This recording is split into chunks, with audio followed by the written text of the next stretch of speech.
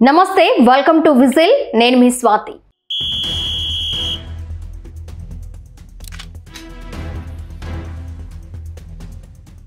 మహానాడు పత్రికపై 2 రోజుల క్రితం మాజీ మంత్రి పేర్ని నాని వాడు వీడు అంటూ అవాకులు చవాకులు పేలారు.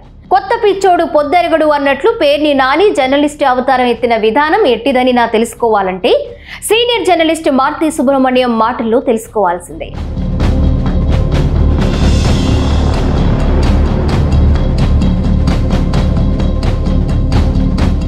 వృద్ధనారి పతివ్రత సామెత పాతది. పేర్ని నాని వృద్ధనారి అన్నది నయా సామెత. ఇప్పుడు జర్నలిస్టులు ఏ కాలేజీలకు వెళ్లాల్సిన పని లేదు, ఎలాంటి కోర్సు చేయాల్సిన పనే లేదు. బెజవాడ నుంచి బందరు బస్ ఎక్కి అక్కడ దిగి పేర్ని నాని అనే వైసీపీ నాయకుడి వద్దకు వెళితే చాలు, ఆయనే జర్నలిజం క్లాసులు ఇస్తారు.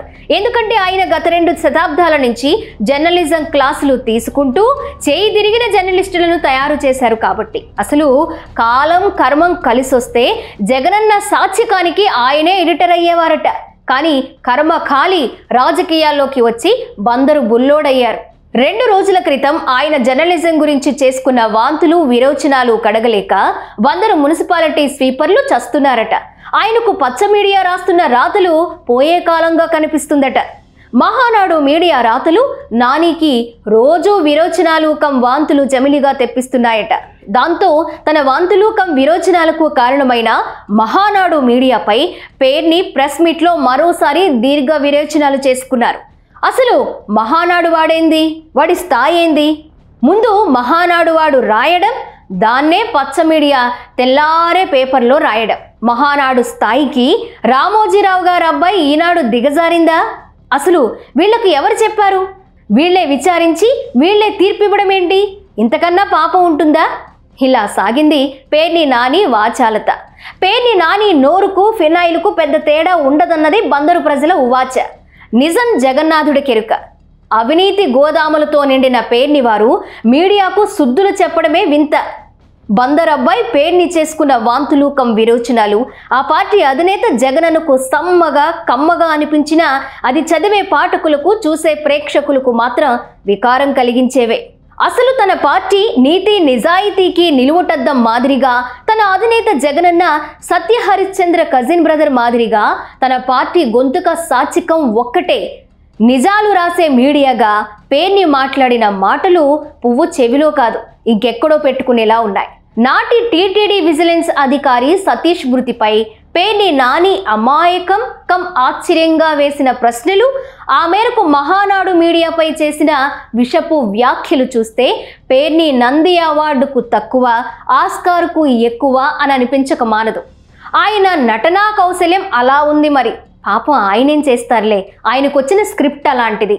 సుప్పి శుద్ధపూస బందరు కమల్ హాసన్ పేర్ని అమాయకపు ప్రశ్నలు ఓసారి చూద్దాం. ప్రస్తుతం రైల్వేలో సిఐగా పనిచేస్తున్న సతీష్ కుమార్ 13వ తేదీ సాయంత్రం 7 గంటలకు ఇంటిలో నుంచి బయటకు వచ్చాడని కుటుంబ సభ్యులు చెప్తుండగా, రాత్రి 12 గంటలకు రైల్వే స్టేషన్కు వచ్చి రైలు ఎక్కాడని టీడీపీ మీడియా చెప్తోంది. అదే రోజు కనీసం మృతదేహానికి పంచనామా అవ్వకుండానే, అది హత్యో ఆత్మహత్యో తెలియకుండానే మధ్యాహ్నం 12:47 TV5 మూర్తి పరకామణి దొంగలు ప్రాణం తీశారా అంటూ మొదలుపెట్టారు. తిరుమల కేసులో పోలీసునే లేపేశారా అంటూ మరో కథను ప్రసారం చేశారు. మహానాడు మీడియా పేరుతో మధ్యాహ్నం 2:53 వివేక హత్య కేసులో సాక్షుల వరుస మరణాలు అంటూ సంబంధం లేని కథనాలు రాసి, మరో 4 నిమిషాల తేడాతో పరిటాల హత్య కేసులో సాక్షులు వరుస మరణాలు అంటూ మరో కథనం రాశారు. మరలా సాయంత్రం 6 గంటలకు సతీష్ కుమార్ మృతి వెనుక వైసీపీ పెద్దల హస్తం ఉంది.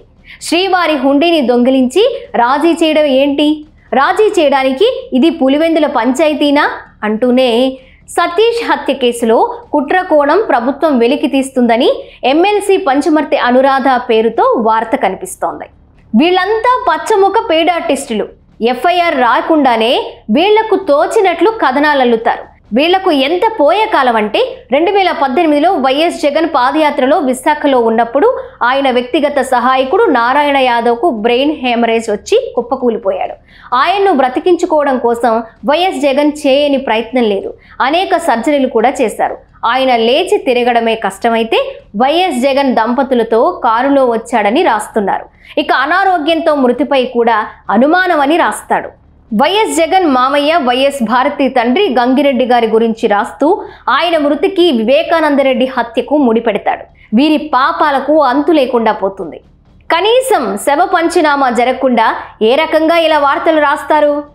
ఇంతవరకు సతీష్ కుమార్ మృతిపై స్టేషన్ హౌస్ ఆఫీసర్, విచారణ అధికారి, జిల్లా ఎస్పీ ఎవరూ ఈ హత్యలో ఫలానా వాళ్ళు ఉన్నారని చెప్పలేదు.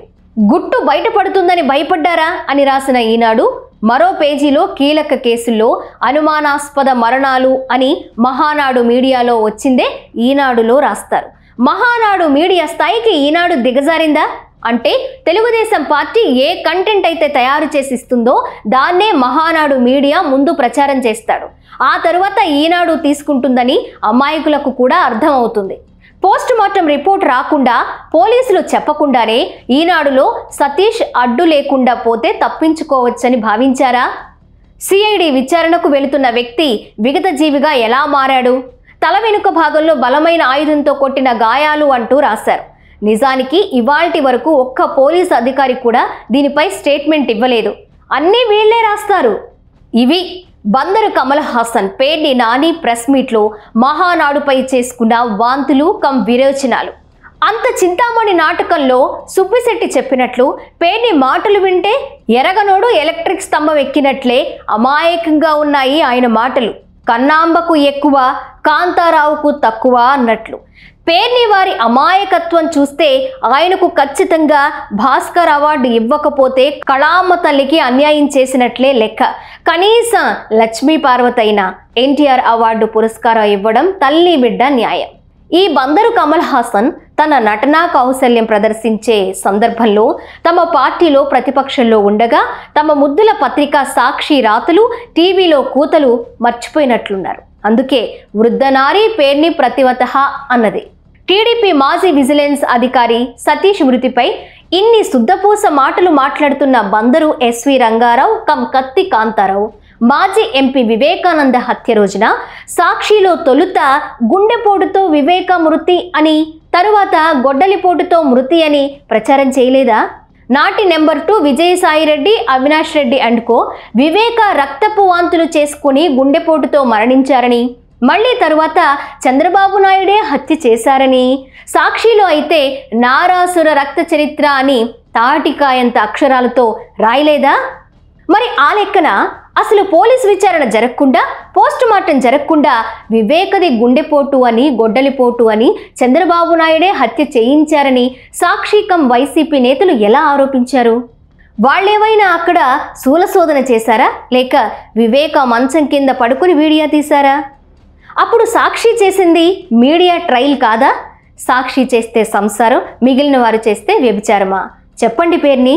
ఇక మహానాడు వాడు స్థాయి అంటూ బందరు బ్రహ్మానందం చేసిన వ్యాఖ్యలు నిస్సందేహంగా స్థాయి తక్కువే.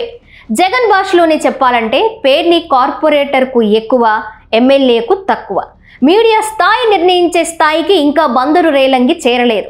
అసలు ఎమ్మెల్యేగా ఓడిపోయి తీసేసిన తహసీల్దార్గా ఉన్న పేర్ని స్థాయి ఏంటనేదే ప్రశ్న. మేం ఎవరికీ భజన చెయ్యం, తప్పును ఎత్తి చూపేందుకు భయపడం. అది ఎవరైనా సరే, ఏమనుకున్నా సరే, అందులో స్వాపర తేడాలుండవు. మేం నేర్చుకున్న జర్నలిజం అది. లోపాలు ఎత్తి చూపితే కదా వాటిని పాలకులైనా ప్రతిపక్షమైనా సరిదిద్దుకునేది. విమర్శలు భరించలేని ఇలాంటి బందరు వికట కవులే ఎదురుదాడికి దిగుతుంటారు. అయినా మేం భయపడం.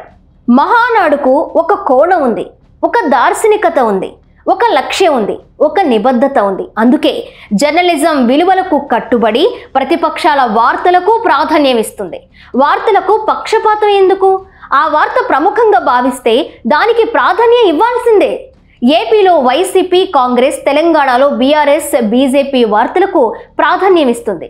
అందాక ఎందుకు వైసీపీ అధినేత మాజీ సీఎం జగన్ ప్రెస్ మీట్లు, ఆయన కార్యక్రమాలకు మొదటి పేజీలో ప్రాధాన్యం ఇవ్వడం లేదా? బొత్స, పెద్దిరెడ్డి, భూమన, అంబటి, కన్నబాబు, మల్లాది విష్ణు, ధర్మాన, వరుదు కళ్యాణి, రోజా, ఉషా శ్రీచరణ్, కాకాణి, అప్పిరెడ్డి, ఎమ్మెల్యే చంద్రశేఖర్ ప్రెస్ మీట్లు కూడా అచ్చవుతున్న నిజం పేర్నికి తెలియదా? అందాక ఎందుకు? ఇదే పేర్ని ప్రెస్ మీట్లు ఎన్ని మహానాడులో అచ్చేయలేదు. అయినా మహానాడుపై బురద చల్లుతున్న పేర్ని కళ్ళున్న ధృతరాక్షుడా? వైసీపీ ప్రతిపక్షంలో ఉన్నప్పుడు నాటి టీడీపీ ప్రభుత్వంపై వైసీపీ అధికార సాక్షి మీడియాలో ఎన్ని వేల టన్నుల బురద చల్లిందో పేర్నికి తెలియకపోతే అందులో తాను ఎన్ని టన్నుల బురద చల్లారో తెలుసుకుని మాట్లాడితే మంచిది. లేకపోతే ఆయన చింతామణి కబుర్లు, శుద్ధపూస ముచ్చట్లు అబాసు పాలవుతాయి. నోరు అందరికీ ఉంటుంది, తస్మాత్ జాగ్రత్త. అయినా 11 సీట్లు వచ్చిన ఒక పార్టీ జిల్లా అధ్యక్షుడు లక్షలాది మంది పాఠక అభిమానులున్న మహానాడు స్థాయి గురించి మాట్లాడడమే ఒక జోకు.